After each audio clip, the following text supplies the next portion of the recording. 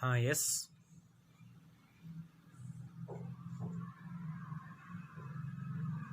Start. सहकारी बैंकों को रिजर्व बैंक की निगरानी में रखने का फैसला केंद्र ने इनके उपभोक्ताओं का भरोसा बढ़ाने और सरकारी योजनाओं का लाभ उन तक पहुंचाने के मकसद से किया है। पिछले कुछ समय में कई सहकारी बैंकों में घोटाले सामने आने से उपभोक्ताओं का भरोसा कमज़ोर होने लगा था। खासकर पंजाब एवं महाराष्ट्र सहकारी बैंक में हुए व्यापक घोटाले के बाद सहकारी बैंकों की साख में ज़बरदस्त झटका लगा था। उसमें हजारों खाताधारकों का पैसा डूबने का खतरा पैदा हो गया था।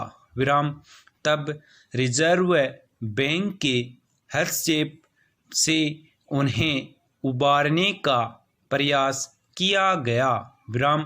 केंद्र के ताज़ा फैसले से उपभोक्ताओं का भरोसा निस्संदेह बढ़ेगा। सहकारी बैंकों को वित्तीय लेन देन के क्षेत्र में काम करने की अनुमति देने के पीछे मकसद था कि उनके जरिए छोटी कमाई और निवेश करने वालों को मदद मिलेगी। वे इनके माध्यम से अपने कारोबार आदि को आगे बढ़ाने के लिए कर्ज भी ले सकेंगे। सहकारी बैंकों समितियों का संचालन चूंकि स्थानीय स्तर पर होता है और उसमें सदस्यों को अपनी सुविधा के अनुसार नीतियां बनाने का अधिकार होता है, इसलिए उन्हें रिजर्व बैंक की निगरानी से दूर रखा गया था। इसी तरह गैर बैंकिंग वित्तीय कंपनियां भी काम करती रही हैं। इनका कामकाज बैंकों की तरह होते हुए भी बिल्कुल भिन्न होता है। मगर कुछ सहकारी बैंकों ने नियम कायदों की अनदेखी करते हुए न सिर्फ अपना आकार बढ़ाना शुरू किया बल्कि अनियमितताओं के रास्ते भी खोल दिए। इससे स्वाभाविक ही सहकारी बैंकों का मकसद सही हाशिए पर चला गया। सरकार के ताज़ा कदम से उनकी मनमानी रोकने की मदद मिलेगी। पैराग्राफ। फिलहाल करीब 1500 शहरी और 58 बहुराष्ट्रीय सहकारी बैंक हैं, जिनसे 8.5 करोड़ से ऊपर ग्राहक जुड़े हैं। इन बैंकों के ग्राहक छोटे कारोबारी अनियोजित क्षेत्रों में काम करने वाले लोग होते हैं।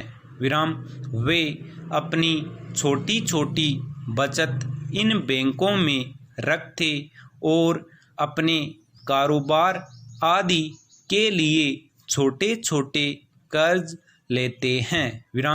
पर कुछ सहकारी बैंक बड़े स्तर पर धोखाधड़ी करने वालों का सहयोग करते देखे गए हैं।